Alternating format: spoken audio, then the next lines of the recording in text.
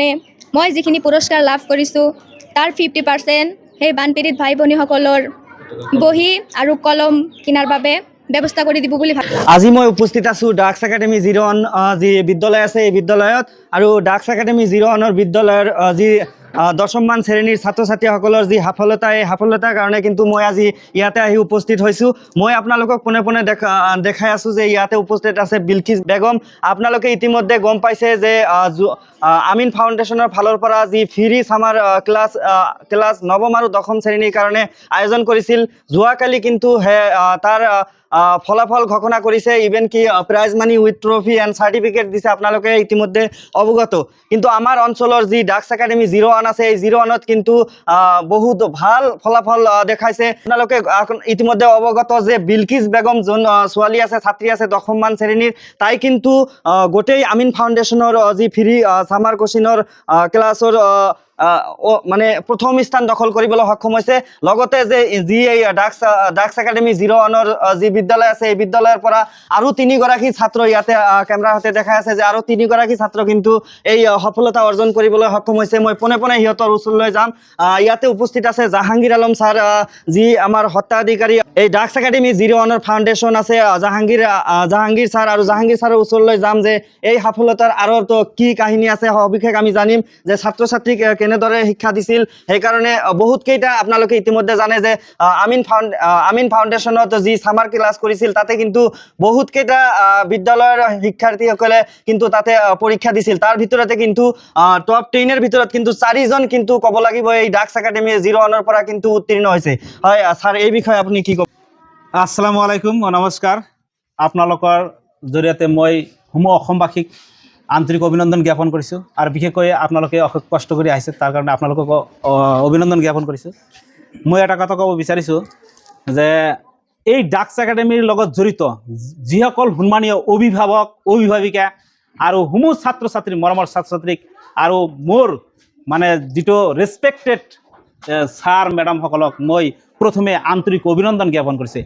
আমাৰ এই ছাৰ মেডামসকল আৰু যিসকল অভিভাৱকসকল আছে, ইমান কষ্ট কৰি তেখেতসকলৰ ল'ৰা ছোৱালী আমাৰ ডাক্স একাডেমিত পঠিয়ায় আৰু বিশ্বাস কৰে যে ডাক্স একাডেমিত হয়তো গ'লে এদিন ভাল মানুহ হ'ব বুলি আশা কৰিছে। সেইকাৰণে মই তেখেতসকলক মই আকৌ এটা ধন্যবাদ দিব বিচাৰিছোঁ। আৰু মই সকলো ৰাইজক আৰু আমাৰ ডাক্স একাডেমিৰ লগত জড়িত অভিভাৱক অভিভাৱিকা আৰু আমাৰ ছাৰসকলক মই এটা খবৰ দিব ওলাইছোঁ, আনন্দৰ খবৰ দিব ওলাইছোঁ। যোৱা 2025 চনত যেনেকুৱা আমাৰ মেট্ৰিকত যিটো চেণ্টাৰ টপাৰ আছিল ৰেশমিনা পাৰভিন আমাৰ স্কুলতে হয়, আৰু এইবেলি যোৱাবেলি 100% পাছ কৰিছে, নাম্বাৰটো অলপ কম আছিলে।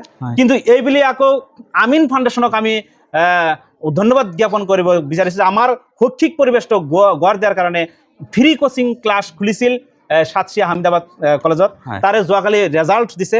সেই ৰেজাল্টৰ ভিতৰত আমি সমূহ অসমবাসী আৰু সমূহ ৰাইজক আৰু আমাৰ যিসকল অভিভাৱক অভিভাৱিকা আমাৰ অন্তৰত আছে আৰু সিহঁতে আমাক ছাপোৰ্ট কৰে, সকলোৱে ছাপোৰ্ট কৰে, আৰু তেখেতসকলক এই আনন্দৰ খবৰটো দিবলৈ আমি আজি ইয়াত থিয় হৈছোঁ।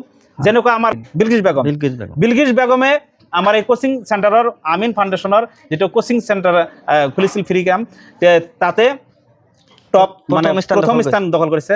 আৰু লগে লগে টপ 10 যিটো ৰেজাল্ট আমাৰ এই 4জন, ইয়াহিয়া, জাকাৰিয়া আৰু মুছাদ্দিকুল, এই 3জন আৰু 4জন আমাৰ এই ডাক্স একাডেমি 4জন টপ 10ৰ ভিতৰত 4জন এই ডাক্স একাডেমি 01ৰ টপ 10ৰ ভিতৰত। তে সেয়ে মই গৌৰৱান্বিত আৰু ইমান ছাপোৰ্ট কৰি আছে আমাৰ অভিভাৱক অভিভাৱকসকলে আৰু ছাত্ৰ ছাত্ৰীৰ যিসকল গাৰ্জেন আছে, ইমান ছাপোৰ্ট কৰি আছে। আৰু এই অঞ্চলৰ বহু ৱাইলিছাৰ আছে, শুভাকাংক্ষী আছে, আমাক ভিতৰুৱাভাৱে ছাপোৰ্ট কৰে, কিন্তু সিহঁতৰ ল'ৰা ছোৱালী হয়তো দিয়া নাই, আগন্তুক দিনত দিব বুলি কৈ আছে। সিহঁতকো মই আন্তৰিক অভিনন্দন জ্ঞাপন কৰিছোঁ। মই আশা কৰিছোঁ এই বিলকিছৰ এইটো প্ৰাপ্য, অকল বিলকিছৰো নহয়, তেওঁৰ মা দেউতা আছে আৰু ইহঁতৰ যিটো পুৰস্কাৰ ইহঁতৰ মা দেউতা আৰু লগতে আমাৰ এই স্কুলৰ ডাক্স একাডেমিৰ যিসকল পৰিচালক আৰু যিসকল ছাৰ বাইদেউ আছে, অশেষ কষ্ট কৰিছে। সেই কষ্টৰ ঋণ মই পৰিশোধ কৰিব নোৱাৰিম। আৰু আমি এটা টিম ৱৰ্ক, আমাৰ এটা টিম আছে, আমি সৰুৰে পৰা খুব ভালকৈ পঢ়া শুনা কৰাই আছে আমাৰ ছাৰসকলে। বিএসসি ছাৰ আছে কেইজন, তাৰপিছত আমাৰ মেডাম আছে, বহুকেইজন মেডাম আছে, সকলোৱে বহুত কষ্ট কৰি আছে। এই কষ্টৰ ফল আজি আমি ফল পাবলৈ ওলাইছোঁ।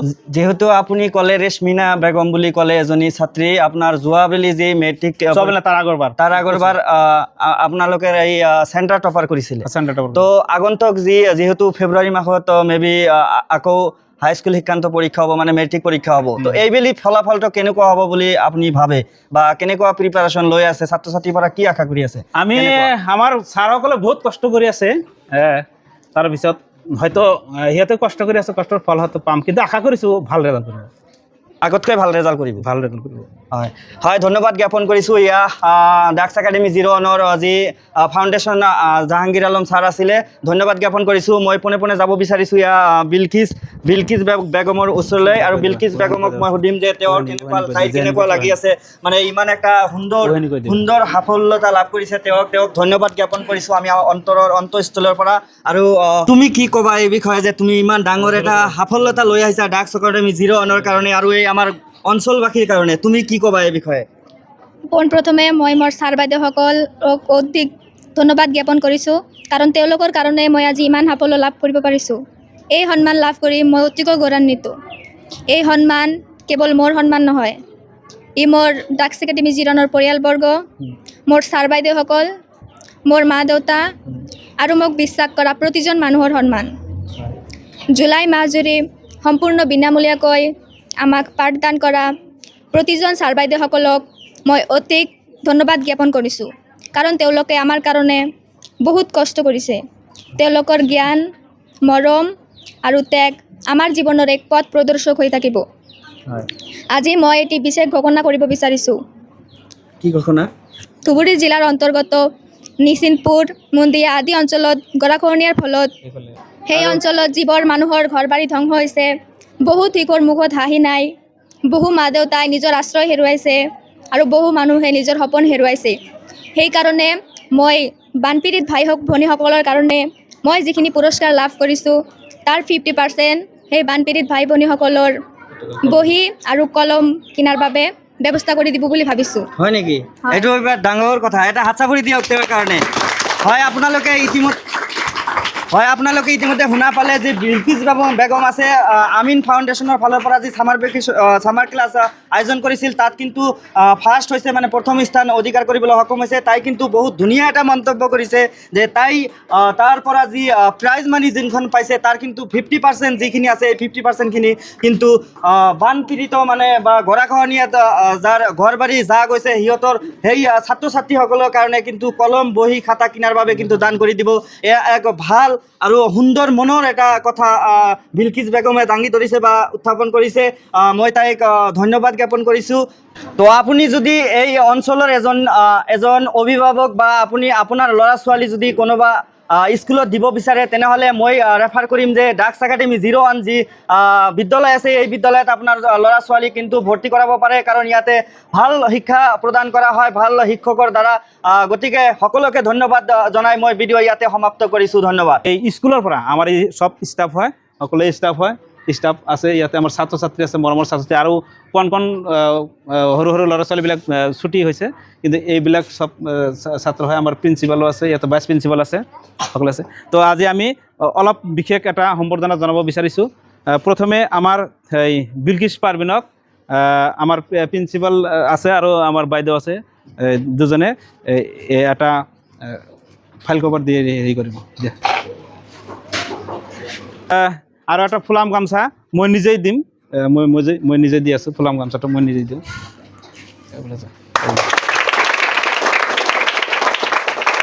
ইয়াতে আমাৰ ভাইচ প্ৰিন্সিপাল ছাৰ আছে, তেখেতে আমাৰ মুছাদ্দিকলক এটা কভাৰ ফাইল দি সম্বৰ্ধনা জনাব।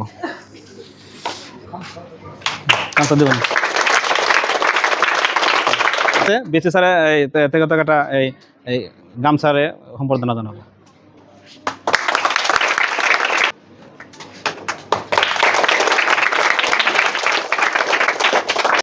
হিয়া তেখেতৰ টপ 10ৰ ভিতৰত মানে ৰেজাল্টটো হৈছে, তেখেতক এটা কভাৰ ফাইল দি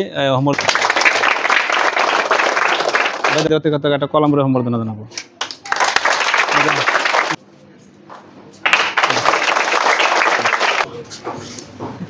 তেখেতক গিফ্ট কৰিব।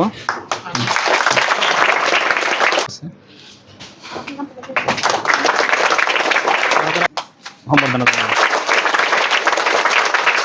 Dux Academy long live, long live, long live. Dux Academy long live, long live, long live. Dux Academy long live, long live, long live. Dux Academy long live, long live, long live, long live. Dux Academy long live, long live, long live. Dux Academy long live, long live.